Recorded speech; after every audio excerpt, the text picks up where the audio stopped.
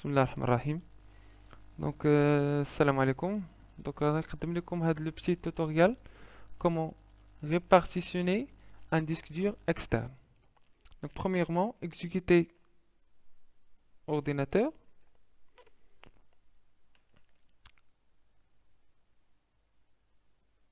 Donc, la fenêtre ordinateur s'affiche.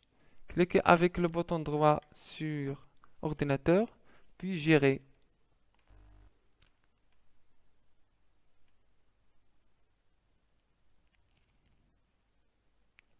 Donc, mon disque dur contient 931 gigaoctets. Je vais le répartitionner en trois parties. Donc la fenêtre gestion de l'ordinateur s'affiche. Vous allez à l'onglet gestion du disque. Gestion du disque. Vous attendez un peu la connexion au service du disque virtuel, le chargement des informations de configuration du disque.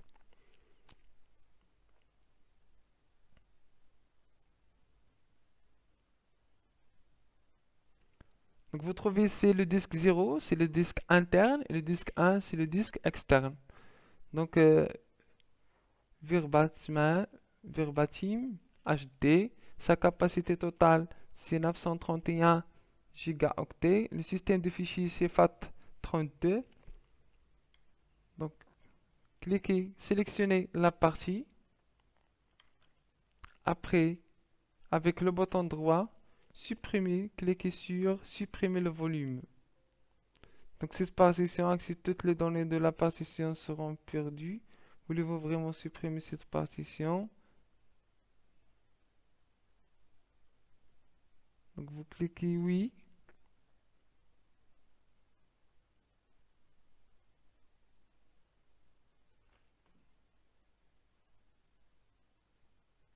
Vous cliquez oui. Vous attendez. Donc comme vous voyez, donc c'est un espace de stockage non alloué.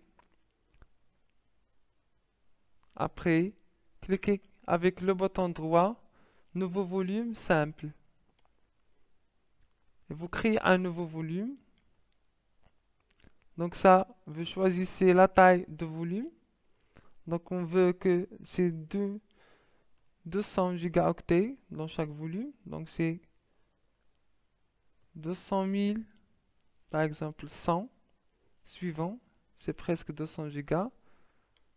Donc vous choisissez ici la lettre, la partie A par exemple.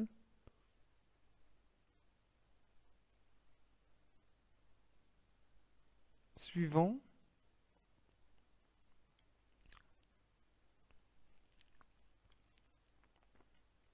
Donc le système de fichiers, vous choisissez NTFS. Vous pouvez renommer ici, renommer par exemple si data, c'est pour stocker les données. Suivant et terminé. Donc comme vous remarquez ici, il y a une partie, une nouvelle partition qui n'est pas encore formatée. Nous allons le formater par la suite. Après, on subdiviser cette partition en deux parties. Voilà, donc le formatage est terminé. Très bien. Donc on passe à la deuxième partie.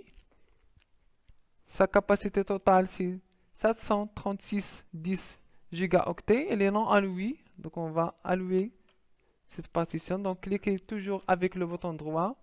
Nouveau volume simple. Suivant. Vous choisissez ici par exemple 3000, 300 000, 100. Suivant. Donc vous choisissez par exemple la lettre H. Donc c'est pas grave, la lettre H. Très bien. Donc c'est suivant. Après, par exemple, cours. Renommer la partition cours. Suivant. Et terminer. Donc, très bien. Donc nous allons répartir. Nous avons réparti. Donc en attendant le formatage de la deuxième nouvelle partie.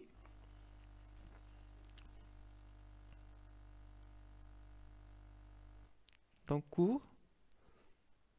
Donc il nous reste la troisième partie que nous allons aussi subdiviser en deux parties de 200 gigaoctets. Donc, cliquez toujours avec le bouton droit.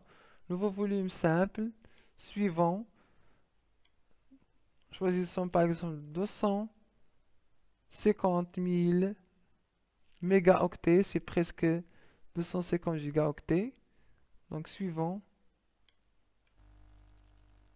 Donc, renommer cette partie. Donc, un data, données, cours.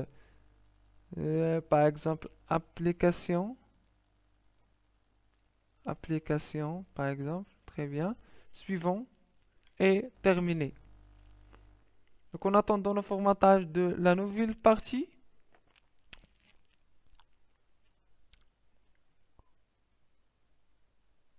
donc il nous reste la troisième partie.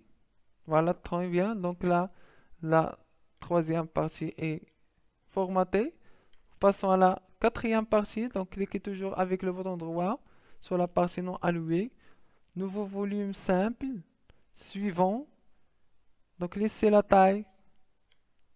C'est 203 566 mégaoctets. Cliquez sur suivant. Suivant. Renommer cette partie par exemple pro personnel. Personnel. Suivant et terminé. En attendant, le formatage de la quatrième partie. Très bien, donc le formatage est terminé. Donc d'abord, nous allons, comme vous voyez, donc on a de disque 1, c'est le disque dur externe. Nous avons créé 4 parties de système. Chaque partie a une taille spécifique et toutes les parties sont créées avec le même système de fichiers NTFS. Donc on va à ordinateur pour vérifier. Donc ordinateur. Cliquez sur ordinateur. Donc on va remarquer ici qu'il existe les 4 parties. On a data et les autres parties. Donc data, cours, application et personnel. Donc vous entrez ici. Donc vous voyez les parties sont vides. Cours, application et personnel. Très bien. Donc d'abord on passe à la deuxième. La deuxième chose, c'est si vous voulez, par exemple, si vous avez un système d'exploitation Windows 10, si vous voulez verrouiller cette partie, donc sélectionnez la partie que vous voulez verrouiller, par exemple la partie data, allez à l'onglet gestion et choisir BitLocker, activer le BitLocker, c'est pour verrouiller cette partie, donc utilisez un mot de passe, mais avant tout il faut avoir un compte Microsoft. Donc, merci pour votre attention et à la prochaine. Merci.